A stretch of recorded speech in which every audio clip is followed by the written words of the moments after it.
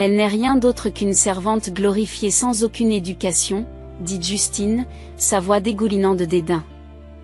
Mon sang se mit à bouillir instantanément.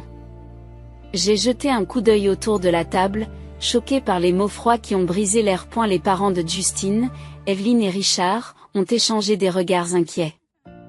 Ils n'essayaient pas de cacher leur malaise. Justine, ça suffit, dit Evelyne, la voix légèrement tremblante. C'est la vérité, maman, a-t-il répondu, haussant les épaules comme s'il s'agissait de la déclaration la plus naturelle au monde.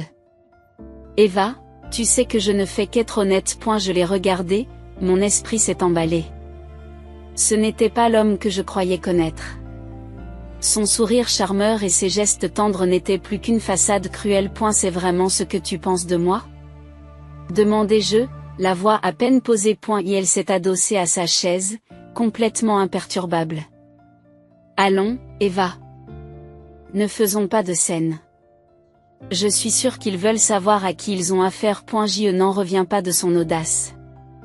Après tout. Je me suis arrêtée, craignant que ma voix ne se brise. Mon cœur battait la chamade tandis que j'essayais de garder mon sang-froid. J'ai jeté un coup d'œil à Evelyne et à Richard, à la recherche d'un signe de soutien. Les yeux d'Evelyne contenaient du regret, tandis que Richard fixait son assiette, semblant ne pas savoir quoi dire. Le sourire de Justine a été la goutte d'eau qui a fait déborder le vase. Je repoussai ma chaise et me levai, les mains tremblantes. Excusez-moi, marmonnai-je en me dirigeant vers la porte d'entrée. J'avais besoin d'air frais. Besoin de réfléchir. Eva, attends. Evelyne m'appela. Je me suis arrêtée, sentant sa main douce sur mon épaule. Je ne sais pas à quoi Justine pensait. S'il vous plaît, ne nous jugez pas sur ses paroles. Il peut être difficile. Je l'ai regardé, ses yeux étaient sincères. Il ne m'a jamais parlé comme ça avant. Ai-je dit? C'est juste que... Je ne sais pas quoi penser. Laisse-lui le temps, ma chère, dit-elle doucement. Ces choses-là s'arrangent d'elles-mêmes. J'ai acquiescé faiblement et je suis sortie, l'air frais du soir me frappant le visage. Je n'avais jamais imaginé que l'homme avec qui j'avais emménagé se révélerait aussi condescendant. Ces mots résonnaient dans mon esprit, chaque syllabe étant plus profonde que la précédente. Justine me rejoignit bientôt sous le porche, prétendant que tout allait bien. Tu n'étais pas obligé de partir, a-t-il dit avec désinvolture, comme s'il rejetait toute l'affaire. Je n'arrive pas à croire que tu aies dit ça, répondis-je, ma voix tremblant de colère réprimée. Tu as vraiment si peu d'estime pour moi, Eva, il faut que tu comprennes quelque chose, a-t-il dit, son ton passant à une légère irritation. Mes parents avaient besoin de connaître ton passé. Il n'y a rien de mal à être honnête. J'ai besoin d'être seule, ai-je dit. Le coupant dans son élan. Je ne pouvais plus supporter d'en entendre davantage. Il a levé les mains sur la défensive. D'accord, mais ne dramatise pas. Je les regardais rentrer, la porte se refermant doucement derrière lui. Je sentais le poids de ses paroles peser sur moi.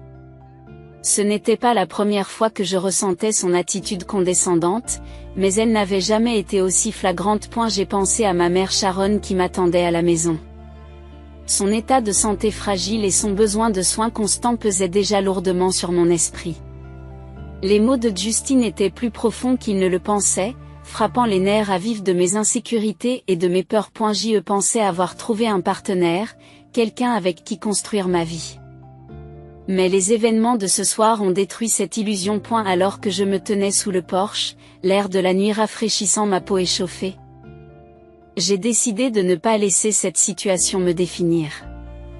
Peu importe le charme ou la réussite de Justine, j'avais ma dignité. J'ai jeté un dernier coup d'œil à la maison. Ce ne serait pas la fin, mais un début.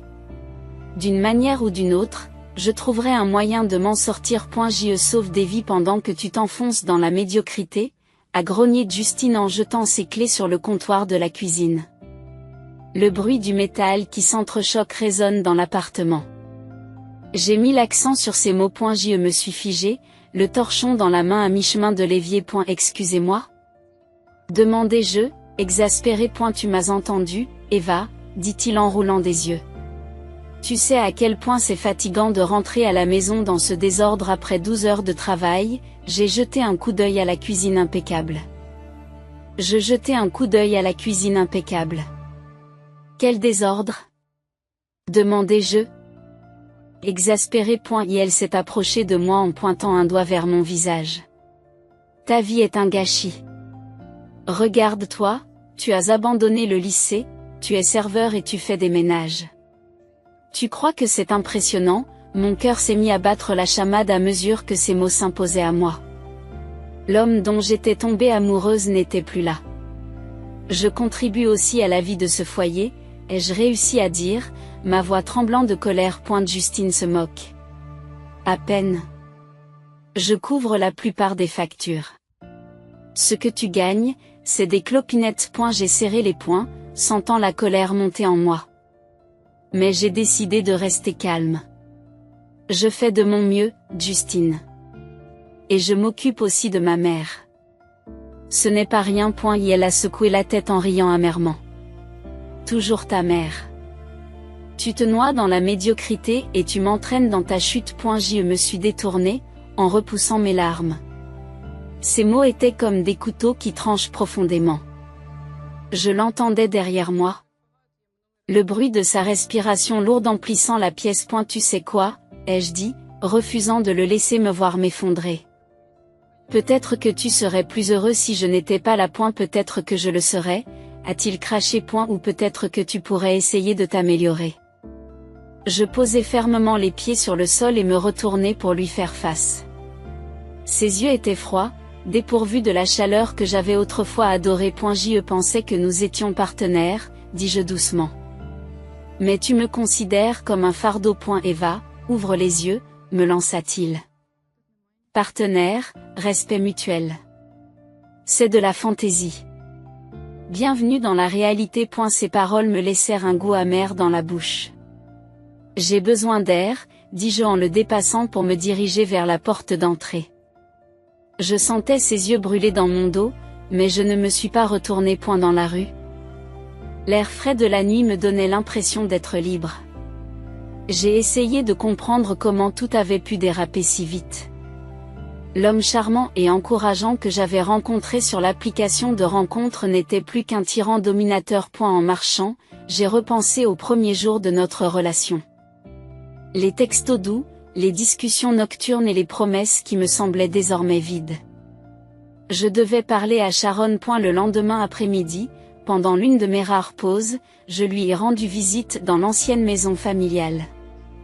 Elle était allongée sur le canapé, l'air frêle mais joyeux. Bonjour, maman, dis-je en essayant de masquer mon stress par un sourire.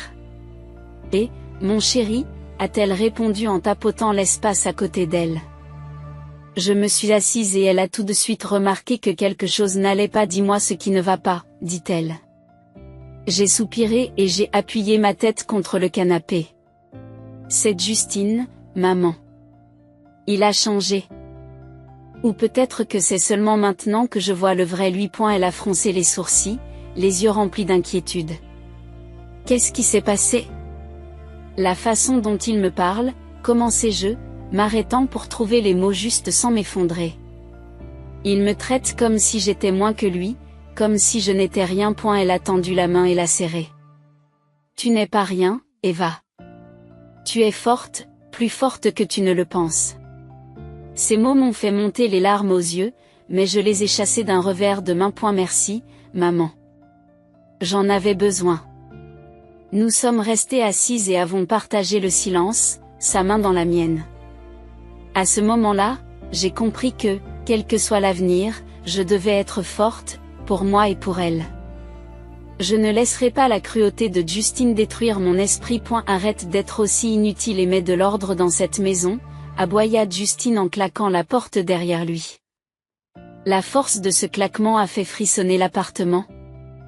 Comme si un tremblement de terre s'était produit. L'épuisement s'est transformé en une colère brute et bouillonnante à l'intérieur de moi.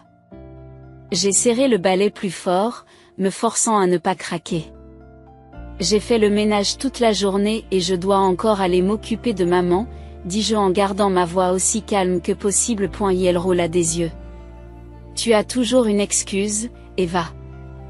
Tu penses que c'est difficile, essaie de faire ce que je fais, ne serait-ce qu'une journée. J'y fais de mon mieux, répondis-je, la voix tremblante. Peut-être que si tu pouvais m'aider de temps en temps. Aider? Justine m'a coupé la parole en riant amèrement. Je suis chirurgien. Mon temps vaut 10 fois plus que le tien. Tu devrais être reconnaissant. Je vous parle même. Mes poings se sont serrés si fort autour du balai que mes jointures sont devenues blanches. Je lui tournai le dos, ne voulant pas lui donner la satisfaction de me voir craquer. Prenant une profonde inspiration, je me mis à balayer furieusement. Chaque coup de balai étant une rébellion silencieuse. Tu sais, mes collègues se moquent de moi, ricana-t-il. Ils n'arrivent pas à croire que je suis coincé avec quelqu'un comme toi. Ces mots me piquèrent comme un millier de coupures de papier. Alors pourquoi ne pas partir? Marmonnai-je sous ma respiration.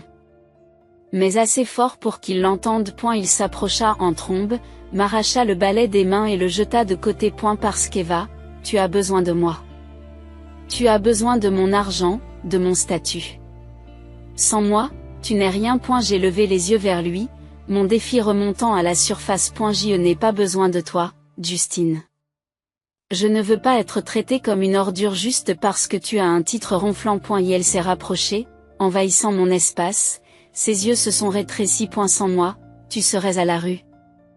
Mais souviens-toi de ça la prochaine fois que tu auras envie de t'énerver. La sonnerie de mon téléphone interrompt la tension. Je l'ai pris sur le comptoir et j'ai vu le numéro de ma mère. Un soulagement m'envahit et je m'évadai de cette prison, bien que temporaire. Je dois y aller, dis-je en frôlant Justine. Ma mère a besoin de moi. Sors d'ici. Siffla-t-il en me faisant signe de partir.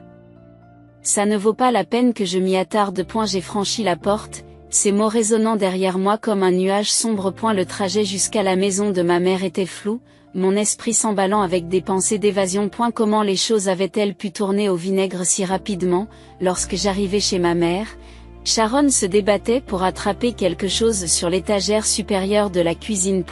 Maman, dis-je en me précipitant pour l'aider. Tu aurais dû m'appeler. Merci, ma chérie. Elle m'a répondu, avec un sourire chaleureux mais teinté de fatigue. J'ai forcé un sourire. Je vais bien, je suis juste occupée. Comment te sens-tu aujourd'hui? Elle s'est assise à la table de la cuisine, une tasse de thé à la main. J'y vais bien, mais tu as l'air contrarié. Que s'est-il passé? J'ai ouvert la bouche pour parler, mais les mots se sont étranglés dans ma gorge. C'est juste Justine, réussis-je à dire. Il se montre encore impossible. Ses yeux s'emplissent d'inquiétude. Eva, tu n'as pas à supporter ça. Tu mérites mieux. J'y sais, maman. Dis-je, ma voix est à peine un murmure. Mais c'est compliqué.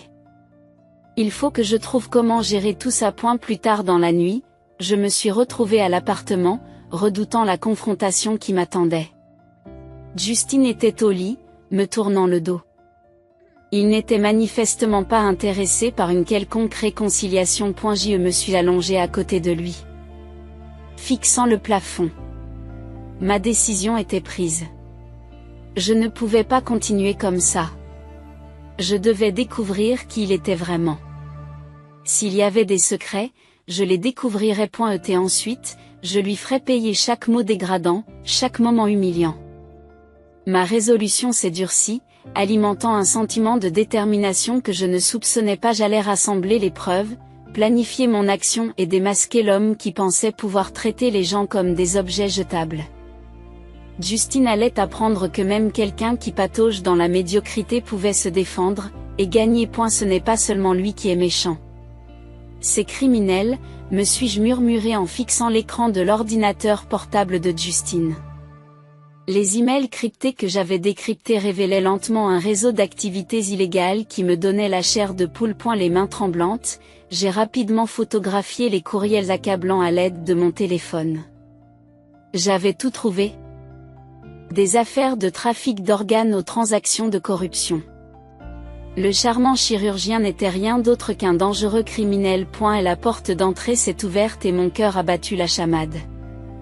J'ai refermé l'ordinateur portable et l'ai remis dans sa cachette au moment où Justine est entrée dans la pièce. Eva, appela Théil d'une voix inhabituellement joyeuse.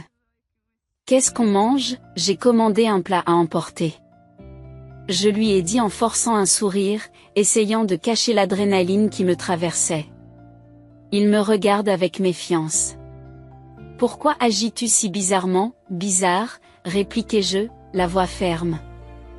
Je suis juste fatiguée, Justine. La journée a été longue. Il me regarde un instant avant de hausser les épaules. Comme tu veux. Assure-toi de mettre la table. Pendant que je mettais la table, mon esprit s'emballait. Quelle serait ma prochaine action? Mais pour l'instant, je devais rester calme. Je ne pouvais pas le laisser soupçonner quoi que ce soit. Plus tard dans la semaine, alors que Justine continuait à travailler de nuit, je suis devenue plus méticuleuse dans la collecte des preuves. J'ai copié des fichiers, pris des photos de documents et même enregistré certaines de nos conversations. Plus j'en découvrais, plus je me sentais révoltée. À eu cours d'un de nos dîners, Justine a lâché une nouvelle bombe. J'ai invité mes parents ce week-end. Entre deux bouchées, il a dit, nous allons faire une petite réunion de famille. Tu pourras montrer à ma mère à quel point tu peux être utile en préparant tout. J'ai retenu la réplique pleine de ressentiment qui montait. Bien sûr, Justine, je m'en occupe. À l'approche du week-end, je me suis préparée méticuleusement. Mais pas seulement pour la réunion. Il était temps de renverser la situation. Lorsque ses parents sont arrivés, je les ai accueillis chaleureusement, le cœur battant d'impatience. Evelyne a souri et m'a serré dans ses bras. Mais le visage sévère de Richard montrait qu'il n'était pas convaincu par la façade domestique. Et la conversation sur le dîner a commencé sur un ton léger, rempli de bavardages polis. J'ai servi le repas, en essayant de tout faire à la perfection. Mon pouls s'est accéléré au fur et à mesure que la conversation évoluait. Justine, comment ça se passe au travail ces derniers temps? Demande Richard, sur un ton neutre. Occupé comme toujours, papa, répondit Justine, rayonnant de fierté. On sauve des vies tous les jours. J'ai failli m'étouffer avec mon verre. L'hypocrisie était insupportable, mais je me suis retenue. Je devais attendre le moment idéal. À eu fur et à mesure que la soirée avançait, l'arrogance de Justine grandissait. Finalement, il a fait un commentaire qui m'a fait bouillir le sang. Tu sais, dit-il en me regardant. C'est difficile de concilier une carrière aussi importante avec quelqu'un qui y contribue à peine.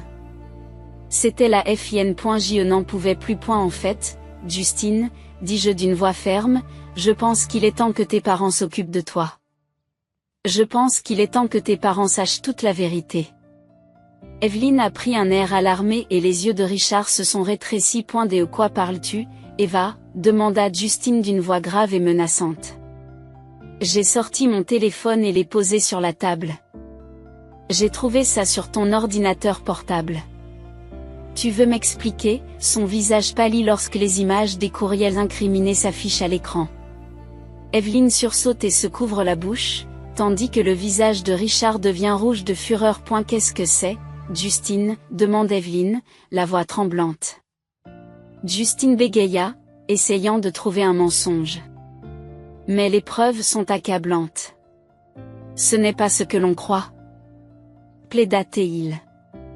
Mais la salle s'était déjà retournée contre lui. Richard se lève, le visage sévère. Est-ce vrai, Justine? Avez-vous été impliquée dans des activités illégales? Le silence de Justine en dit long. Evelyne fond en larmes et les yeux de Richard s'emplissent d'une colère déçue.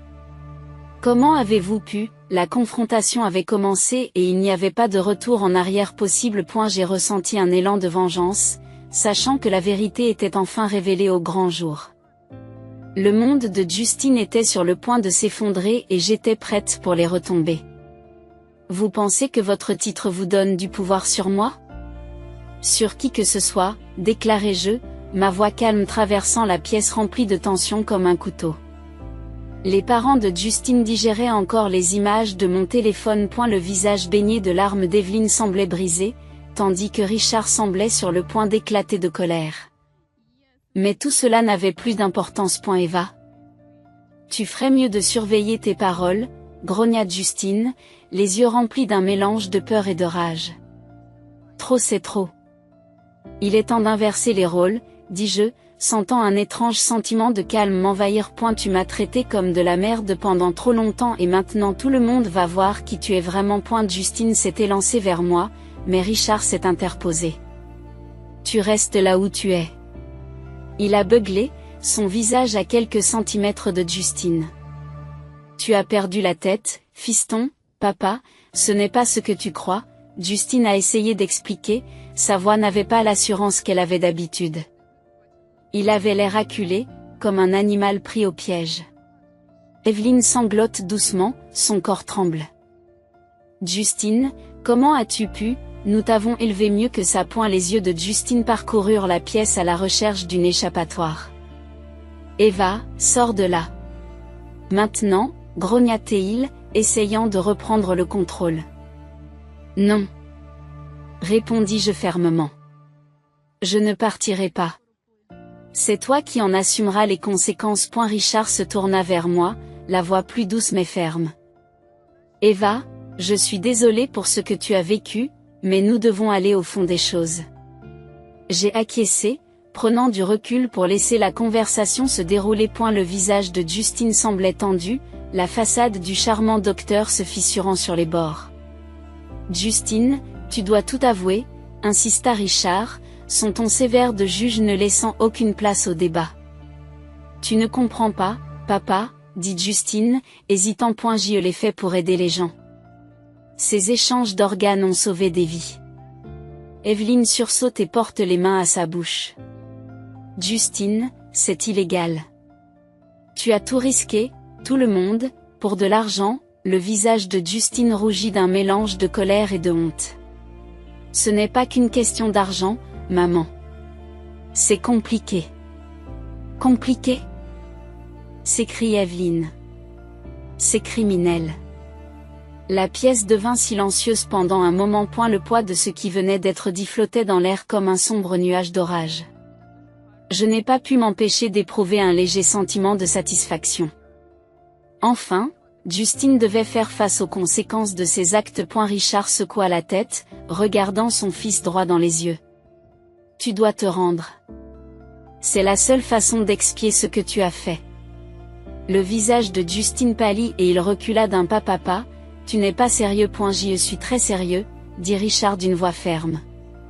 Si tu ne le fais pas, je le ferai. Justine a écarquillé les yeux de désespoir. Il s'est tourné vers moi, son expression était un mélange de haine et de supplication. Eva, je t'en prie, ne fais pas ça. J'ai tenu bon, j'ai croisé son regard avec une détermination sans faille.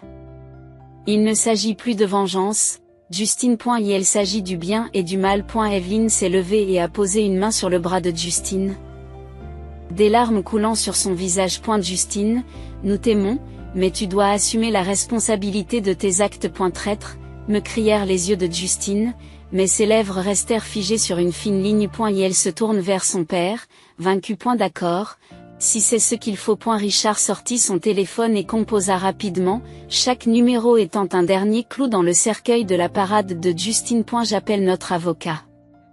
Nous allons régler cette affaire légalement. Alors que la voix de Richard résonnait dans la pièce pour prendre des dispositions, j'ai ressenti un mélange de soulagement et d'effroi. Ce n'était que le début, mais au moins la vérité était connue. Je regardais Justine fixer le sol, les épaules affaissées. L'homme qui m'avait autrefois contrôlé était maintenant confronté à l'effondrement de tout ce qui lui était cher. Pour une fois, j'ai ressenti de l'espoir, l'espoir d'une justice pour ma mère et pour moi-même. Mon avenir était encore incertain.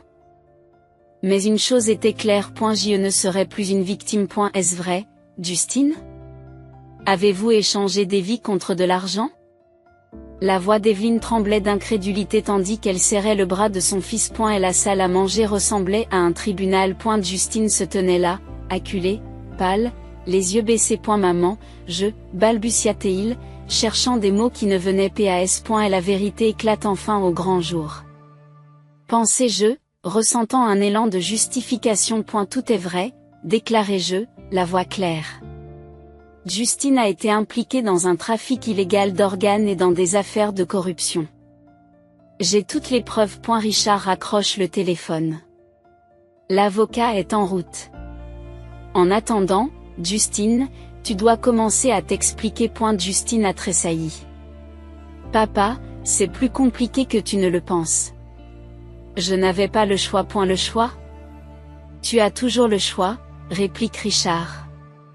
Et tu as choisi le crime. Evelyne sanglote doucement en se tenant le front. Ce n'est pas possible. Comment as-tu pu faire ça à tes patients, à nous? Justine a serré les poings, sa façade de contrôle s'est complètement effondrée. Ce n'était pas seulement pour l'argent, a-t-il dit, la voix creuse. Certaines de ces personnes étaient désespérées. Des vies ont été sauvées. Et combien de vies ont été gâchées? Rétorquai-je en le regardant dans les yeux. Vous pensez que vos bonnes intentions justifient d'enfreindre la loi? D'exploiter les gens? Richard lève la main. Eve a raison. Quel que soit votre raisonnement, il n'excuse pas cela. Le regard de Justine se promena dans la pièce, cherchant un allié, mais n'en trouva aucun. Papa, maman, s'il vous plaît. Je peux arranger les choses. Donnez-moi juste une chance. Non, Justine, dit Richard à voix basse. Tu dois en prendre la responsabilité. Le nom de notre famille est en jeu, et plus important encore, tu dois te racheter pour tes actes. Un silence tendu emplit la pièce tandis que Justine semblait s'effondrer sous le poids des mots de son père. C'était étrange de voir cet homme autrefois puissant maintenant acculé et vulnérable. Et la sonnette de la porte d'entrée rompit le silence. Richard m'a jeté un coup d'œil, hochant la tête en guise de confirmation. Ce doit être l'avocat. J'ai ouvert la porte pour trouver non seulement l'avocat de la famille, mais aussi un officier de police à ses côtés. Sans mot dire, j'ai reculé pour les laisser entrer. Richard, dit l'avocat en serrant la main et en faisant un signe de tête solennel à Evelyne. J'ai informé le policier de la situation. Les yeux de Justine s'écarquillent de panique. Papa, tu as appelé la police? Je devais le faire, dit Richard avec fermeté, bien que sa voix se soit légèrement adoucie. C'est la bonne chose à faire. Le policier s'avança. Justine Parker. Vous êtes en état d'arrestation pour votre implication dans le trafic illégal d'organes et la corruption. Vous avez le droit de garder le silence. Justine a regardé ses parents une dernière fois, le désespoir dans les yeux. S'il vous plaît, aidez-moi. Les larmes d'Evelyne coulaient librement, mais elle ne disait rien. Richard poussa un profond soupir. Nous allons te trouver un avocat, Justine, mais tu dois faire face aux conséquences. Lorsque le policier a sorti les menottes, Justine n'a pas résisté. Ses yeux se sont posés sur les miens, me suppliant silencieusement, mais je n'ai ressenti aucune pitié. C'était la justice. J'en ai fini d'être ta victime, Justine. Maintenant, le monde sait qui tu es vraiment, ai-je dit à voix basse, sentant le poids des derniers mois s'envoler de mes épaules. Alors qu'ils emmenaient Justine, Evelyne s'effondra dans les bras de Richard, sanglotant de manière incontrôlable. Il l'a prise dans ses bras. Son visage était un mélange de déchirement et de détermination. Tu as fait ce qu'il fallait, dit Richard en me regardant. Personne ne devrait vivre dans la peur ou être traité de la sorte. Merci pour ton courage. J'ai hoché la tête, incapable de formuler des mots.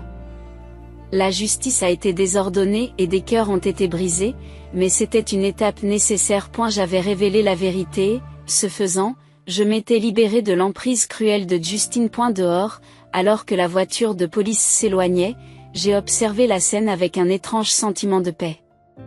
Justine avait été puissant et impitoyable, mais à présent, il était simplement un homme confronté aux conséquences de ses actes. Pour la première fois depuis ce qui m'a semblé être une éternité, je me suis senti libre. Et la frénésie médiatique a frappé comme un ouragan le lendemain de l'arrestation de Justine. Les journalistes ont envahi notre immeuble, leurs appareils photo clignotant tandis qu'ils m'assaillaient de questions. Eva. Depuis combien de temps étiez-vous au courant? Qu'avez-vous découvert? Comment vous sentez-vous maintenant que tout a été révélé? J'en ai fini d'être ta victime, Justine. Maintenant, le monde sait qui tu es vraiment, avais-je dit, et c'était plus vrai que jamais.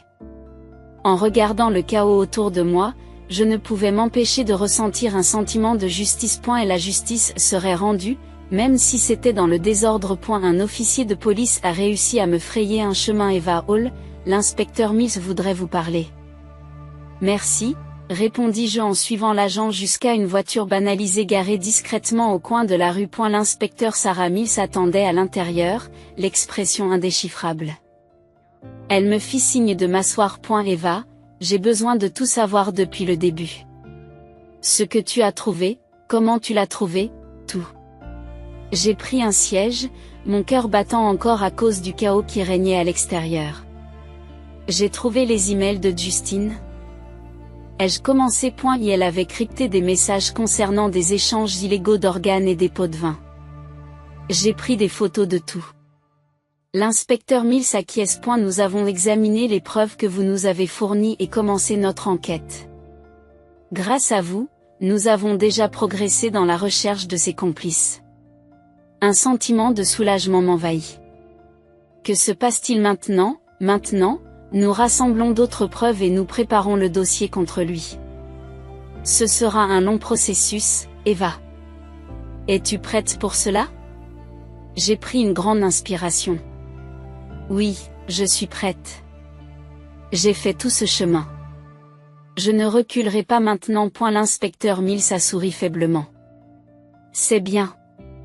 Vous avez fait une chose incroyable, Eva. Peu de gens auraient eu le courage de faire ce que vous avez fait. J'ai hoché la tête, déterminé. Merci, inspecteur. Nous avons passé les heures suivantes à revoir les détails, pièce par pièce. C'était épuisant de revivre chaque découverte douloureuse, mais je savais que c'était nécessaire. Lorsque nous avons terminé, le soleil se couchait, projetant de longues ombres sur la scène chaotique à l'extérieur. Enfin dehors, j'ai jeté un coup d'œil à la foule de journalistes qui se dispersaient, réalisant qu'il était temps de reprendre ma vie en main. J'ai marché jusqu'à notre appartement, chaque pas renforçant ma détermination. Ce soir-là, j'ai appelé ma mère. Maman, c'est fini. Justine a été arrêtée. Son soulagement était palpable. Je suis si fière de toi, Eva. Tu as été si forte. Je n'aurais pas pu le faire sans toi, dis-je, la voix un peu cassée. Ça a été dur, mais ça en valait la peine. Rentre à la maison, ma chérie, a-t-elle répondu, la voix chaude. Nous pourrons recommencer ensemble. Je serai bientôt là, maman. Alors que je rangeais mes affaires, le vide de l'appartement me frappa. Cet endroit, autrefois rempli de promesses et d'amour, ne contenait plus que des souvenirs amers et des rêves brisés. Je devais tout laisser derrière moi pour aller de l'avant. Le lendemain matin, je me suis réveillée tôt, le soleil pointant à peine à l'horizon. J'ai fait le tour de l'appartement une dernière fois avant de sortir avec mes bagages. Dehors, l'air était vif et le monde semblait étrangement calme, sans le bourdonnement de la frénésie médiatique. J'ai pris une grande inspiration, me sentant plus légère que je ne l'avais été depuis des années. J'en ai fini d'être ta victime, Justine. Me suis-je murmuré en me dirigeant vers ma voiture. Maintenant, il est temps de vivre ma vie. Au fur et à mesure que j'avançais, l'horizon de la ville s'estompait au loin, tout comme le chaos qui avait consumé ma vie pendant si longtemps. Et la route était longue, pleine d'incertitudes et de défis, mais pour la première fois, je me sentais prête à l'affronter. Je suis arrivée chez ma mère. Et un sentiment de paix m'a envahi lorsqu'elle m'a accueilli à bras ouverts. Je l'ai serrée fort dans mes bras, sachant qu'ensemble nous pourrions reconstruire nos vies.